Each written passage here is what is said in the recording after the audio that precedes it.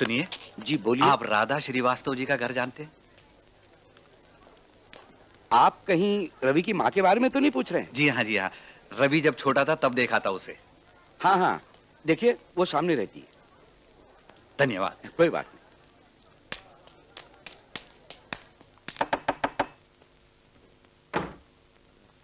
कौन कौन है आप?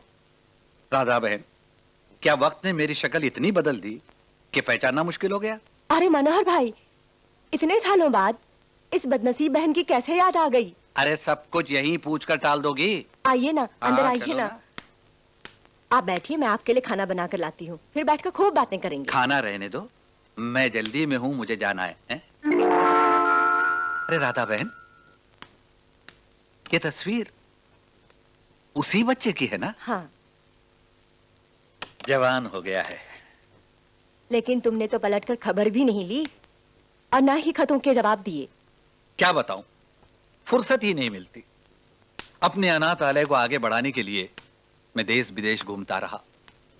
जानती हो राधा बहन, इस वक्त मेरे अनाथालय में 1.5 करोड़ का फंड है। जब मैं बिल्डिंग बना लूंगा तो अनाथालय के स्कूल के साथ कॉलेज भी होगा। मैंने बहुत मेहनत की इसके लिए, पर इसमें सबसे बड़ा योगदान रानी बहन का है। कौन रानी बहन? इस बच्चे की मां। क्या मतलब? मैं जानता हूं तुम्हें दुख होगा, लेकिन मुझे भी आज ही मालूम हुआ है। क्या? जो बच्चा मैं 25 साल पहले तुम्हें दे गया था, दरअसल वो रानी बहन का खोया हुआ एकलौता बेटा है, जिसके लिए वो 25 साल से रो रही है। राधा बहन, वो बच्चा न लावारिस है न बेनाम है। हिंदुस्तान का अमीर तरीन नौजवान है, एक राजघराने का चश्मो चराग है, जो भूल से नहीं, तुमने मेरे अंदर की ममता को लावारिस समझकर इसे मेरी झोली में डाल दिया और 25 साल तक मैंने इसे अपनी छाती में छुपा के रखा। अपना लहू पिला पिला के मैंने इसे जवान किया, और आज तुम दौलत और इज्जतदार घराने की कहानी सुनाकर मुझसे मुझसे मेरी जिंदगी छीनने आए हो। मेरी बात समझने की कोशिश करो। मैं सब समझती हूँ मनोहर। स्कूल और कॉलेज बनाने के लिए करोड़ों रुपए दे रही होगी वो औरत, और हो सकता है तुम मेरी गुर्बत का मुझे एहसास दिलाकर 10-20 लाख रुपयों का लालच देकर मुझसे मेरे रवि का सौदा करो। लेकिन कान खोलकर सुन लो, रवि मेरा है, सिर्फ मेरा। अरे 25 साल तक मैंने उसके लिए दुखों के पहाड़ सहे, जिल्लतें बर्दाश्त की, उस मांस के जिंदे टुकड़े को मैंने परवान किया, और आज तुम... राधा, तुम एक माँ हो, माँ के दर्द को समझने की कोशिश करो, फिर तुम्हारा भी तो हक होगा। नहीं, मैं दूसरे दर्जे की माँ बनना नहीं पसंद करती, जिसे आया कहते हैं, जो अमीरों के बच्चों की परवरिश करके उनके हवाले करके चली जाती है। मैं सिर्फ रवि की माँ हूँ, सिर्फ माँ, और कुछ नहीं। और फिर क्या सबूत है कि वो रवि की माँ है? वो लॉकेट जो बचपन में उसके गले में था।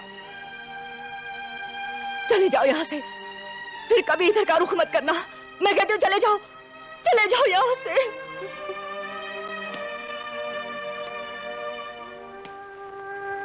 माँ, क्या यही है वो लॉकेट? नहीं, ये आदमी झूठ बोलता है, बकवास करता है ये आदमी। मैंने सब कुछ सुन लिया है माँ। तो क्या तू मुझे छोड़कर चला जाएगा? बोल बेटे, क्या एक अमीर माँ के लिए तू अपनी इस गरीब माँ को भूल जाएगा? रवि बेटा, मैंने तुझे पालने में बहुत दुख उठाए हैं, लेकिन तुझे कभी दुखी नहीं होने दिया। तू इतना सा था, जवान किया, क्या मुझे इस बुढ़िया को भूल जाएगा, जबकि रोज मौत इस दरवाजे से झांक कर चली जाती है? बोल बेटे, क्या मेरी चिता की लकड़ियां तेरे हाथों की अग्नि को तरसती रहेंगी? नहीं माँ, ऐसा मत बोल माँ, ऐसा मत बोल। रवि, मैं तेरे बगैर जिंदा नहीं रह पाऊंगी। नहीं माँ, तू मुझे अपने से अलग मत कर। नहीं माँ, नहीं। तूने मुझे जन्म नहीं दिया तो क्या हुआ, मगर मुझे पाला तो है। मैं तुझे छोड़कर कभी नहीं जाऊंगा माँ, कभी नहीं जाऊंगा, कभी नहीं जाऊंगा माँ। क्या? जी हाँ, वो एक नंबर का फ्रॉड आदमी है। वो आपको आपका बेटा लाके देने का झांसा देकर अपने कॉन्फिडेंस में लेने की कोशिश कर रहा है, मगर उससे होशियार रहिएगा। मैं उसकी पूरी कुंडली निकाल के लाया हूँ। मैंने खुद अपने हाथों से अपनी सारी दौलत उसे देने की कोशिश की थी, उसने लेने से इनकार कर दिया। क्या यह भी एक ड्रामा था? बिल्कुल। वो गुलशन में दाखिल होकर चंद फूलों पर कनात नहीं करता, बल्कि सारे गुलशन को समेटकर किस तरह अपने साथ ले जाए, इसी कोशिश में लगा रहता है। अगर आपको यकीन ना हो तो ये पुलिस अफसर हैं, इनसे पूछ लीजिए। शहर की कोई भी पुलिस चौकी ऐसी नहीं है जहां के रजिस्टर में उसका नाम या तस्वीर ना हो। वो आपको इमोशनल ब्लैकमेल करके आपकी सारी दौलत साफ करना चाहता है।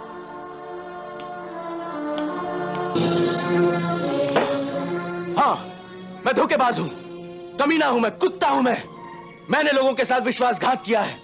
मारो मुझे, थूको मेरे मुंह पर, मगर मेरे कर्मों की इतनी बड़ी सजा मुझे मत दो। मेरी माँ को मुझसे मत छीनो, मेरी माँ को मुझसे मत छीनो। रवि, ये क्या हो रहा है यार? अजू, मेरे यार, देखो उस ऊपर वाले ने मुझे मेरे कर्मों की कितनी बड़ी सजा दी मुझे आज। क्या बात है रवि? बात?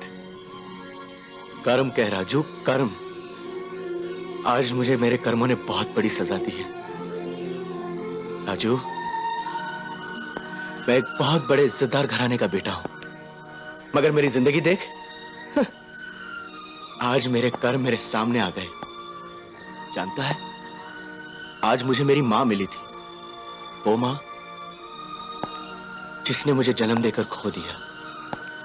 25 साल से वो मेरे लिए रो रही है राजू। जानता है राजू, मैं उसे मां कहकर नहीं पुकार सकता, क्योंकि आज मेरे कर्म मेरे सामने खड़े हो गए हैं। आज मेरे कर्म मेरी और मेरी मां के बीच एक दीवार बनकर खड़े हो गए हैं। आज अगर मैं उसको कहूं कि मैं उसका खोया हुआ बेटा रवि हूं, तो वो मेरी बात का यकीन नहीं करेगी। जानता है क्यों? क्योंकि लोगों ने उसे मेरे कर्म गिनवा दिए हैं। राजू, 25 साल से वो मेरे लिए रो रही है। मेरी मां मेरे लिए 25 साल से रो रही है राजू। तू क्या कह रहा है रवि?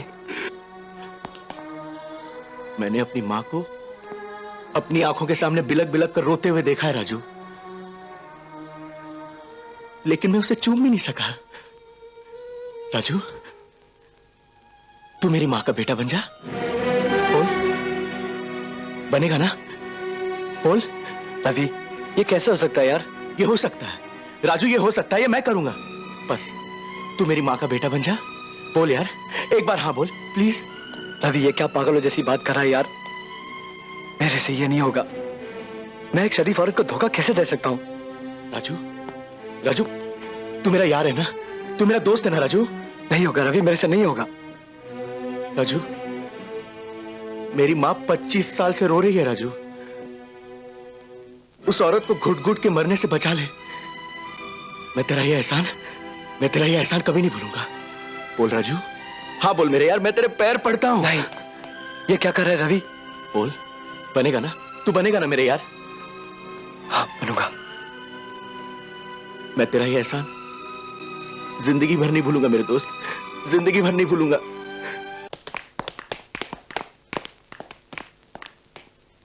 रवि, तुम?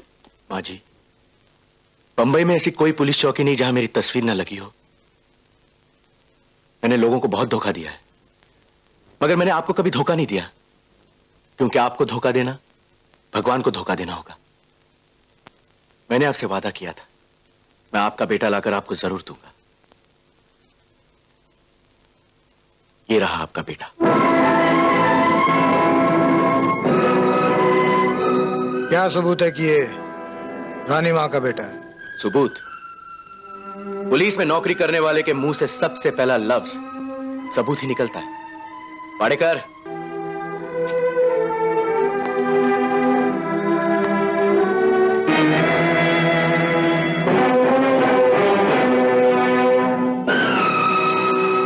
हाँ रानी बहन, पनवेल से कुछ दूर एक गांव के करीब मुझे एक बच्चा मिला था।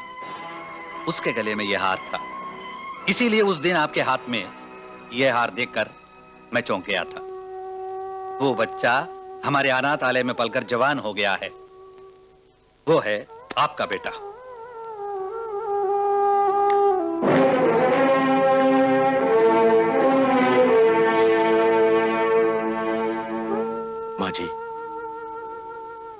एक बेईमान और चोर ने अपना वादा पूरा कर दिया।